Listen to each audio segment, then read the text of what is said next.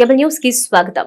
Bharat petroleum corporation limited 50,000 కోట్ల వ్యయంతో ఏర్పాటు చేసే రిఫైనరీని మచిలీపట్నం ప్రాంతానికి తెచ్చేందుకు కృషి చేస్తానని ఎంపీ వల్లభనేని బాలశౌరి తెలిపారు.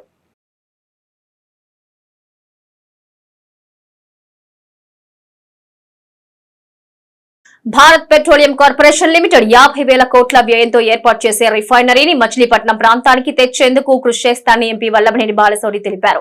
ఆర్ఎన్బి గెస్ట్ హౌస్ లో ఆయన మీడియా సమావేశంలో మాట్లాడుతూ ఈ రిఫైనరీ ఏర్పాటు కోసం బీపీసీఎల్ 3 రాష్ట్రాలను పరిశీలిస్తూ ఉండగా అందులో ఏపీ కూడా ఉందని వివరించారు. ఏడాదికి 12 మిలియన్ మెట్రిక్ టన్నుల సామర్థ్యం ఉన్న రిఫైనరీ నెలకొల్పాలని బీపీసీఎల్ భావిస్తోందని, ఈ ప్రాజెక్టు కోసం 50,000 కోట్లు ఖర్చు చేరినట్టు వార్తలు వెలువడిన నేపథ్యంలో ఆయన ఈ వ్యాఖ్యలు చేశారు.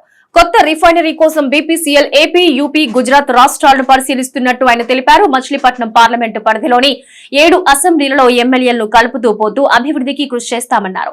గతంలో తాను ఎంపీగా ఉన్నప్పుడు అభివృద్ధికి అనేక అడ్డంకులు ఏర్పరిచారని, అయితే ప్రస్తుతం అలాంటి పరిస్థితులు లేవన్నారు. కూటమి ఎంపీగా విజయం సాధించిన అనంతరం తొలిసారి విచ్చేసిన బాలశౌరికి టీడీపీ, జనసేన శ్రేణులు, అధికారులు, మీడియా ప్రతినిధులు ఘన స్వాగతం పలికి అభినందనలు తెలిపారు. కృష్ణా జిల్లా అలాగే మచిలీపట్నం పార్లమెంటు నియోజకవర్గ ప్రజలందరికీ కూడా నా హృదయపూర్వక ధన్యవాదాలు తెలియజేస్తూ ఉన్నాను. మనం ఎలక్షన్స్ చూస్తూ ఉంటాం. గెలుపు ఓటములు సహజం. కానీ మొన్న జరిగినటువంటి ఎన్నికల్లో దీన్ని గెలుపు ఓటముల కంటే కూడా మొన్నటి వరకు ఉన్నటువంటి వైసీపీ ప్రభుత్వం మీద ప్రజల తిరుగుబాటు అని చెప్పేసి అనొచ్చు.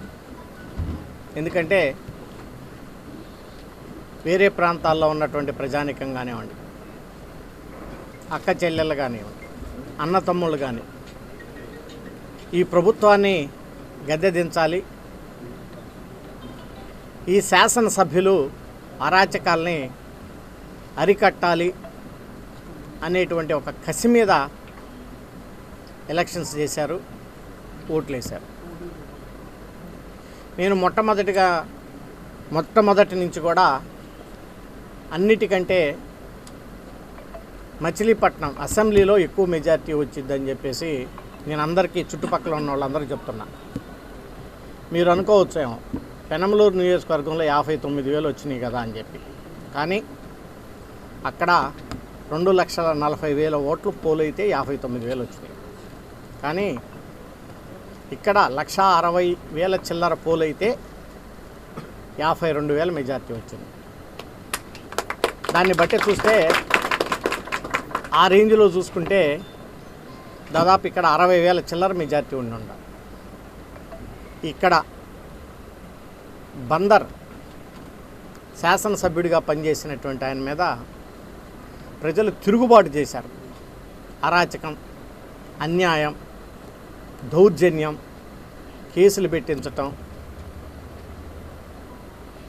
మితిమీరిన అవినీతి, వీటినన్నిటినీ కలిసి ప్రజలు తిరుగుబాటు చేశారు. ఇవన్నీ అందరూ గుర్తించాలని చెప్పేసి నేను మొట్టమొదటిగా తెలియజేస్తా ఉన్నాను. అదే రకంగా ఈ జన సైనికులందరికీ కూడా నేను ఒక విజ్ఞప్తి చేస్తూ ఉన్నాను. మన పద్ధతి వేరు, మన వ్యవహార శైలి వేరు.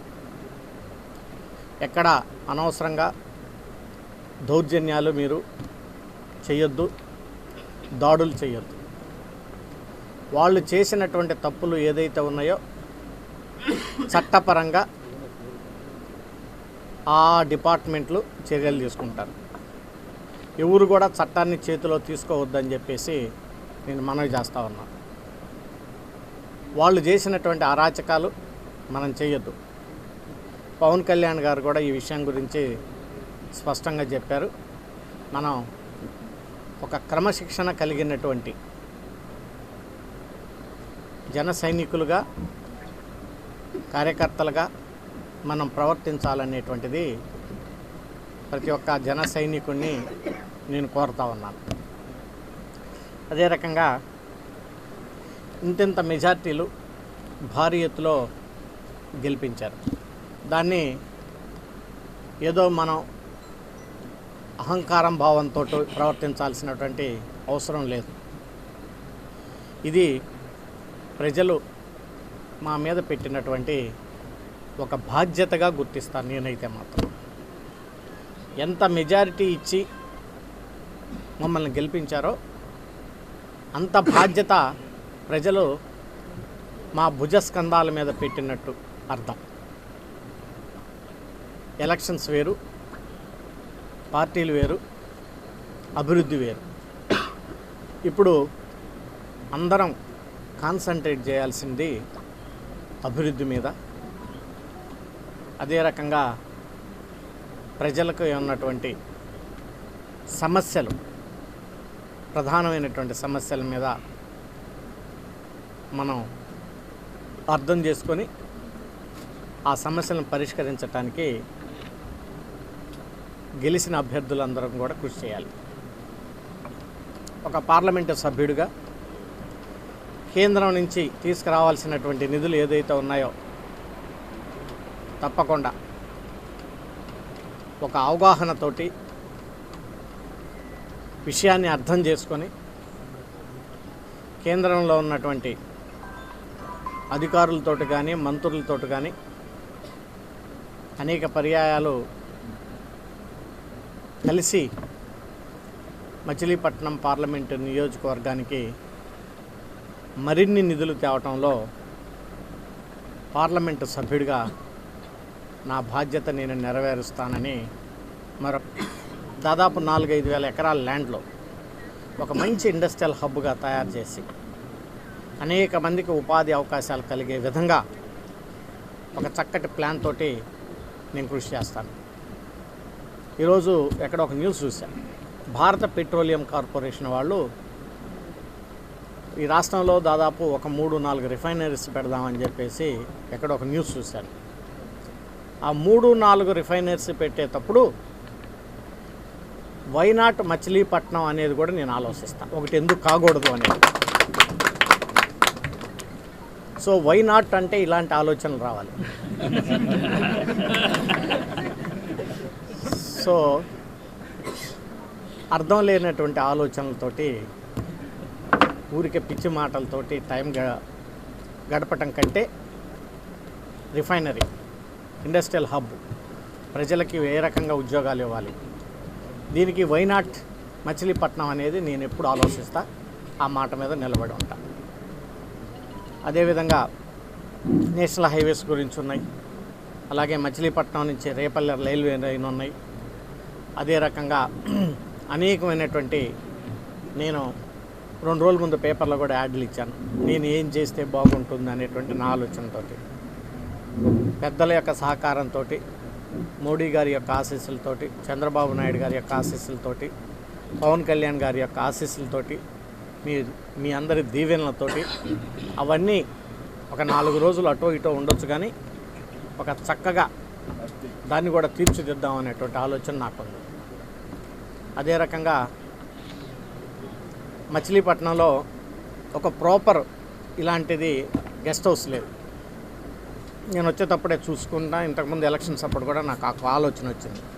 ఇప్పుడు ఈ బిల్డింగు పక్కన ఉన్నటువంటి ఖాళీ స్థలం, ఈ 2 కలిసి ఎలా పడితే అలా కాకుండా మంచిగా ఒక సిఎస్ఆర్ ఫండ్స్ లేకపోతే చంద్రబాబు నాయుడు గారిని అడిగి ఈ 2 కలిపి ఒక మంచి గెస్ట్ హౌస్ కడితే ఎలా ఉంటుంది. ఇది డిస్ట్రిక్ట్ హెడ్ క్వార్టర్, రేపు పోర్ట్ రాబోతూ ఉంది, అనేక ఇండస్ట్రియల్గా అభివృద్ధి చెందబోతూ ఉంది. సో అనేకమైనట్టు 2-3 మీటింగ్ హాల్స్, అదే రకంగా ఎవరన్నా వచ్చినప్పుడు, పెద్దలు వచ్చినప్పుడు స్టే చేయటానికి వీలుగా ఉండే విధంగా ఈ స్థలం ప్లస్ పక్కన ఉన్నటువంటి స్థలం 2 కూడా కలిపి ఒక మంచి గెస్ట్ హౌస్ కడితే ఎలా ఉంటుందన్నటువంటి ఆలోచన. దాన్ని కూడా ఇంకొకటి ఏంటంటే అదృష్టం, మన శాసనసభ్యులు కొల్లు రవీంద్ర గారు మంత్రిగా ప్రమాణ స్వీకారం చేశారు. అది బందర్ ప్రజల యొక్క అదృష్టంగా నేను భావిస్తా ఉన్నాను. ఎస్ఎన్ గొల్లపాలెంలో వైసీపీ జెండా స్తూపాన్ని టీడీపీ జనసేన శ్రేణులు ధ్వంసం చేశాయని గ్రామ మాజీ సర్పంచ్ మట్టా నాంచారయ్య ఆరోపించారు. ఎస్ఎన్ గొల్లపాలెంలో వైసీపీ జెండా స్తూపాన్ని టీడీపీ జనసేన శ్రేణులు ధ్వంసం చేశాయని గ్రామ మాజీ సర్పంచ్ మఠాన్ అంచారయ్య ఆరోపించారు. మచిలీపట్నం మండలం ఎస్ఎన్ గొల్లపాలెంలో వైసీపీ జెండా స్తూపాన్ని బుధవారం అర్ధరాత్రి టీడీపీ జనసేన శ్రేణులు ధ్వంసం చేశాయని ఆయన తెలిపారు. ఎన్నికల్లో గెలుపోటములు సహజమని కక్ష సాధింపు చర్యలకు పాల్పడటం హేయమైన చర్య అన్నారు. గత 3 పర్యాయాలుగా వైసీపీ నాయకుడు మాజీ మంత్రి పేర్ని నాని శాసనసభ్యుడిగా ఎన్నికైన గ్రామంలో ఉన్న టీడీపీ జెండా స్తూపం జోలికి వెళ్లలేదని నాంచరయ్య గుర్తు చేశారు. స్తూపాన్ని కూల్చిన వారిపై చర్యలు తీసుకోవాలని ఆయన డిమాండ్ చేశారు. ఎస్ఎన్ గొల్లపాలెం మచిలీపట్నం మండలం ఎస్ఎన్ గొల్లపాలెం గ్రామంలో అర్ధరాత్రి 1:00 సమయంలో తెలుగుదేశం పార్టీ వారు లేదా జనసేన పార్టీ వారు వైఎస్ఆర్ కాంగ్రెస్ పార్టీ దిమ్మని పడేసి వాళ్ళు క్షణికానందం పొందుతున్నారు. ఏదైనా ఎన్నికల్లో గెలుపోటములు సహజం. గెలిచిన వారు ప్రజలకి మంచి చేయాలి, ఓడిపోయిన వాళ్ళు ప్రతిపక్షంలో ఉండి ప్రజల సమస్యలు లేవనెత్తారు. ఇది ఆనవాయితీ. గెలిచిన కానించి కూడా ఈ 10 రోజుల్లో రాష్ట్ర వ్యాప్తంగా కానివ్వండి, నియోజకవర్గం కానివ్వండి, గ్రామాల వారికి కానివ్వండి, ఎక్కడైనా సరే పార్టీ దిమ్మలు పగలగొడటం లేదా ప్రభుత్వ భవనాల్లో శిలాపలకాలు పగలగొట్టడం, ప్రభుత్వ భవనాలను ధ్వంసం చేయటం, ఈ రకమైన హేయమైన చర్యలు వీటిని తీవ్రంగా SN Gollapalem Congress party YSR Congress party తీవ్రంగా ఖండిస్తుంది. మా గ్రామంలో చూసుకున్నట్టయితే మంచి మ్యాండేట్తో మెజారిటీతో గెలిపించారు. గెలిపించిన దానికి ప్రజలకి సేవ చేయండి. ఎవరైనా కూడా మేము ఇన్ని చేసామంటే మాకన్నా ధీటుగా పరిపాలన చేయండి. మీకు మంచి చేస్తారో లేకపోతే మాకన్నా జగన్మోహన్ రెడ్డి గారి కంటే మరింత మంచి చేస్తారని మీకు అవకాశం ఇచ్చినప్పుడు ప్రజలు ఈ రకమైన దుర్మార్గమైన చర్యలు, మీరు ఈ దిమ్మలు పగలగొట్టడం వలన, రాళ్ళు పగలగడం వలన ఈ పేదవాడి పార్టీ అయినటువంటి వైఎస్ఆర్ కాంగ్రెస్ పార్టీ గుండెల్లో నుంచి మీరు ఎవరో కూడా పార్టీని తీసేయలేరు అనేది గుర్తెరగాలని చెప్తూ ఎస్ఎన్ గొల్లపాలెం గ్రామంలో నిన్న అర్ధరాత్రి 1:02 ఆ మధ్యలో ఈ టీడీపీ సానుభూతి పరులు మరి జనసేన సానుభూతి పరులు తెలియదు కానీ ఈ మా వైఎస్ఆర్ కాంగ్రెస్ పార్టీ యొక్క దిమ్మను ఈ రకంగా ధ్వంసం చేసి వాళ్ళు సునకానందం పొందుతున్నారు. ఇది ఎంతవరకు న్యాయమో ఒకసారి ఆలోచించుకోవాలి. వాళ్ళు గత ప్రభుత్వంలో గత 5 సంవత్సరాలు కూడా మేము పరిపాలన చేసాం. ఆ దిమ్మ పక్కనే ఒకసారి మీరు వీడియో చూపించండి. ఒకసారి అదిగో టీడీపీ దిమ్మ ఉంది అక్కడ. అసలు దాని ఇంతవరకు మేము ఎటువంటి టచ్ చేయడం కానీ ఒకసారి చూపించండి సార్. 15 సంవత్సరాల నుంచి ఉంది అక్కడ. అది దాని మీద ఇంతవరకు ఒక చొక్క ఇంకేయడం కానీ ఏం కానీ ఇంతవరకు మేము చేయలేం. ప్రజలు మనం నమ్మి మనకు అధికారం ఇచ్చినప్పుడు మనం ప్రజలకు మంచి చేయాలి కానీ ఇదేం ఆనందం, ఇదేం కొత్త సంస్కృతం మాకైతే అర్థం కావట్లా. ప్రజలు కూడా అన్నీ గమనిస్తున్నారు. దీని గురించి మేము ఈరోజు రూరల్ పోలీస్ స్టేషన్లో కంప్లైంట్ చేస్తాం. మీరు కూడా మీడియా వారు కూడా ఇట్లాంటి వాటిని ప్రోత్సహించకుండా ఖండిస్తారని చెప్పి మా వైఎస్ఆర్ కాంగ్రెస్ పార్టీ తరఫున మీకు మీడియా ముఖంగా తెలియజేస్తాం. తెలుగుదేశం పార్టీ స్టాట్యూ దిమ్మ 20 సంవత్సరాల క్రితం ఏర్పాటు చేశారు. ఏర్పాటు చేసినప్పటి నుంచి వాళ్ళు 5 సంవత్సరాలు పరిపాలన చేస్తే 15 సంవత్సరాలు పేర్ని నాని వెంకటరామయ్య గారు శాసనసభ్యునిగా ఇక్కడ పరిపాలన చేశారు. మరి ఈ 15 సంవత్సరాల కాలంలో మరి వాళ్ళ దిమ్మను కానీ మనం కదపడం కానీ, ఆ కార్యకర్తలను ఇంటి మీదకి వెళ్ళి దౌర్జన్యం చేయడం కానీ, ఎప్పుడు ఏనాడు కూడా ప్రజలకి మంచి చేయడానికి ప్రయత్నం చేశాం కానీ, గ్రామ అవసరాలు తీర్చడానికి ప్రయత్నం చేశాం కానీ ఈ రకమైన హేయమైన చర్యలు ఎప్పుడు కూడా ఈ సంస్కృతి లేదు. దీన్ని తీవ్రంగా ఖండిస్తూ మరొకసారి ప్రజలందరూ గమనిస్తున్నారు, మీ అందరికి తెలియజేయాలనే ఉద్దేశంతో మీ ద్వారా తెలియజేస్తున్నాను. దక్షిణ కాశీగా పేరుగాంచిన పెద్దకళ్లేపల్లి గ్రామంలోని శ్రీ కాశీ విశ్వేశ్వర స్వామి ఆలయంలో భక్తి శ్రద్ధలతో ఘనంగా మహాకుంభాభిషేక మహోత్సవాన్ని నిర్వహించారు. మోపిదేవి మండలం పరిధిలోని దక్షిణ కాశీగా పేరుగాంచిన పెద్దకళ్లేపల్లి గ్రామంలో కృష్ణానది తీరంలో కొలువు తీరిన శ్రీ కాశీ విశ్వేశ్వర స్వామి వారి ఆలయంలో భక్తి శ్రద్ధలతో ఘనంగా మహాకుంభాభిషేక మహోత్సవాన్ని నిర్వహించారు. శ్రీ కాశీ విశ్వేశ్వర స్వామి వారి ఆలయ కమిటీ సభ్యులు భక్త బృందం ఆధ్వర్యంలో గత 3 రోజుల నుంచి ప్రత్యేక పూజలు, హోమాలు నిర్వహించారు. చివరి రోజు అయిన గురువారం ఉదయం గణపతి పూజ, పుణ్యవచనం, ఆలయ శిఖరానికి మహాకుంభాభిషేకం, మహాపూర్ణాహుతి, శ్రీ స్వామి వారి శాంతి కళ్యాణ కార్యక్రమాలు, వేద పండితుల వేద మంత్రాల నడుమ కనుల పండుగ నిర్వహించారు. మహాకుంభాభిషేకం ప్రాముఖ్యతను పండితులు వివరించారు. ఈ కార్యక్రమానికి పెద్ద సంఖ్యలో భక్తులు తరలివచ్చి భక్తి శ్రద్ధలతో కుంభాభిషేకంలో పాల్గొన్నారు.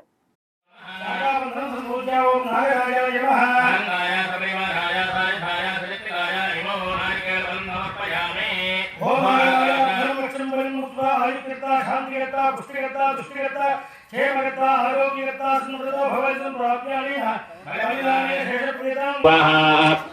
वरुणाय स्वाहा ओम वायवे स्वाहा ओम कुबेराय स्वाहा ओम ईशानाय स्वाहा ओम अष्टवसुभ्ये स्वाहा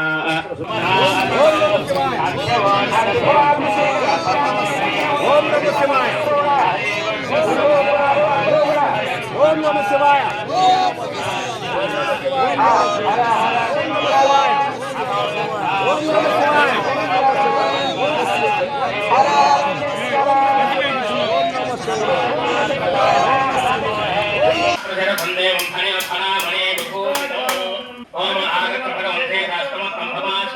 श्री गुरुभ्यो नमः हरि ओम गणानां त्वा गणपतिगुं हवामहे कविं कवेन मुपमस्त्रवस्तमं ज्येष्ठराजं ब्रह्मणां ब्रह्मणस्पत आनशृण्वन्नोधरश्येदसादनं श्रीमहागणाधिपतये नमः हरि ओम ఈరోజు ఎంతో విశేషమైనటువంటి రోజు.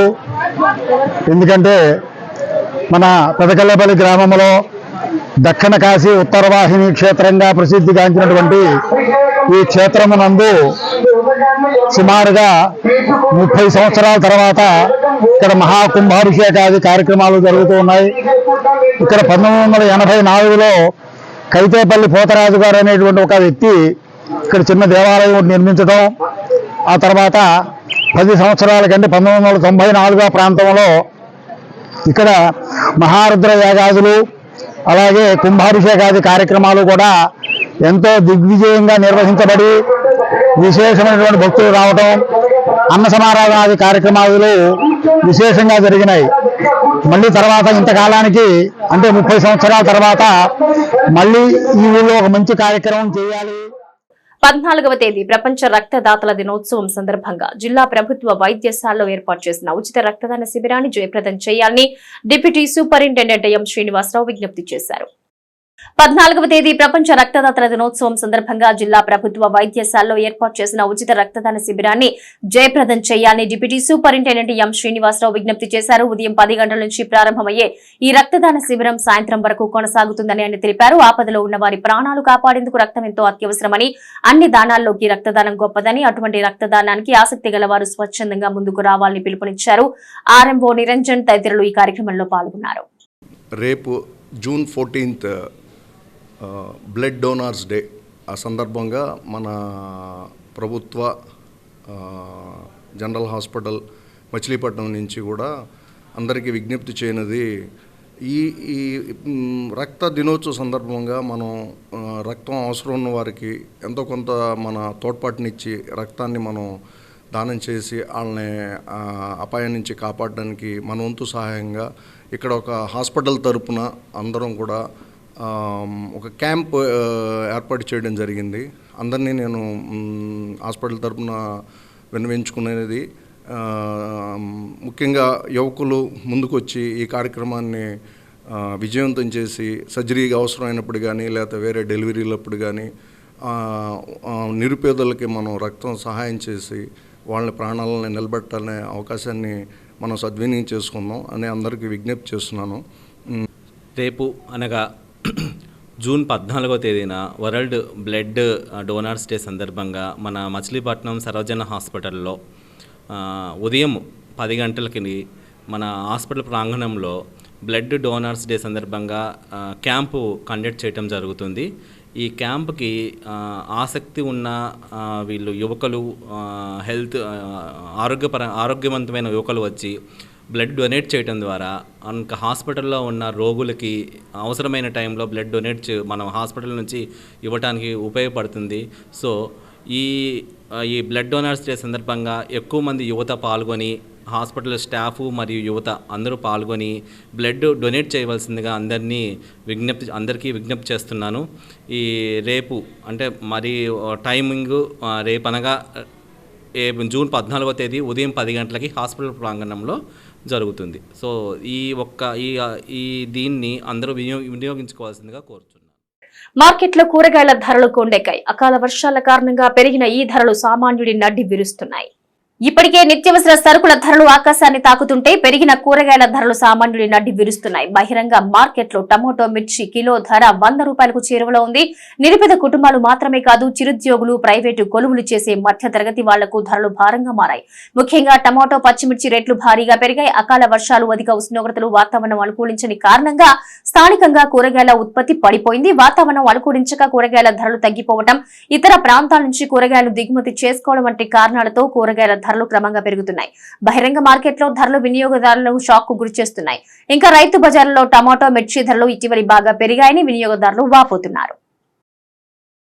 రాష్ట్రంలో ముదిరాజుల సమస్యలు పరిష్కరించాలని ఆంధ్రప్రదేశ్ ముదిరాజు సంఘం నూతన ప్రభుత్వానికి విజ్ఞప్తి చేసింది. రాష్ట్రంలో కూటమి గెలుపుకు కృషి చేసిన తెలుగుదేశం పార్టీ నాయకులు కంఠమనేని రవిశంకర్ ను ఆంధ్రప్రదేశ్ ముదిరాజు సంఘం ఘనంగా సత్కరించింది. ఈ సందర్భంగా స్వీట్స్ పంపిణీ చేశారు. ఆంధ్రప్రదేశ్ ముదిరాజు సంఘం state president సప్పిడి Krishnamohan, vice president బాగా సీతారామరాజు తదితరులు ఈ కార్యక్రమంలో పాల్గొన్నారు. రాష్ట్రంలో ముదిరాజుల సమస్యలను కూటమి ప్రభుత్వం దృష్టికి తీసుకెళ్తామని వారు తెలిపారు. ఇవాళ మా రాష్ట్ర నాయకులు, జిల్లా నాయకులతో కలిసి ఈ రోజున ఇక్కడ తెలుగుదేశం నాయకులు కంఠమనేని రవిశంకర్ గారిని కలిసి తెలుగుదేశం ప్రభుత్వం వచ్చిన శుభ సందర్భంగా వారికి ప్రత్యేక అభినందనలు తెలియజేయడానికి వచ్చాము. ఇప్పుడు ఎందుకంటే రాష్ట్రానికి పట్టిన శని వదిలిపోయింది. ఇప్పుడు ఎందుకంటే జనం అంతా కూడా జగన్ ప్రభుత్వాన్ని మట్టి కనిపించామన్న సందర్భంగా ఉన్నారు, శుభంగా ఉన్నారు, ఆలోచనలతో ఉన్నారు. ఈ శుభ సందర్భంలో మేము ముదిరాజు సంఘం రాష్ట్ర కమిటీగా హర్షం వ్యక్తం చేస్తున్నాం. రేపు భవిష్యత్తులో కూడా మా ముదిరాజులు ఎదుర్కొన్న సమస్యలన్నింటినీ కూడా ప్రభుత్వం దృష్టికి, అట్లాగే లోకేష్ బాబు గారి దృష్టికి రవిశంకర్ గారి ద్వారా తీసుకెళ్ళి పరిష్కారానికి కృషి చేస్తామని అంతకుముందు కూడా కలిసినప్పుడు సార్ హామీ ఇచ్చారు లోకేష్ గారు. ఇప్పుడు కూడా ఇక ముందు కూడా ఆ సమస్యలు పరిష్కారం చేస్తారన్న ఆశాభావంతో ఉన్నాం. మరొకసారి మేము విజయవాడలో కూడా విజయోత్సవ సభ భారీగా కట్టాలని ప్లాన్ చేస్తున్నాం. దానికి కూడా రవిశంకర్ గారికి ఒక మాట చెప్పేద్దామని పెద్దాను కాబట్టి, మా శ్రేయభిలాష్ కాబట్టి ఇక్కడ మా లోకల్గా ఈ నియోజకవర్గంలో కూడా మా కులానికి అనుగుణంగా ఉంటారు కాబట్టి ఆయన అభినందించి ఆయన శుభాకాంక్షలు చెప్పడానికి వచ్చామండి. సిటీ కేబుల్ న్యూస్ సమాప్తం.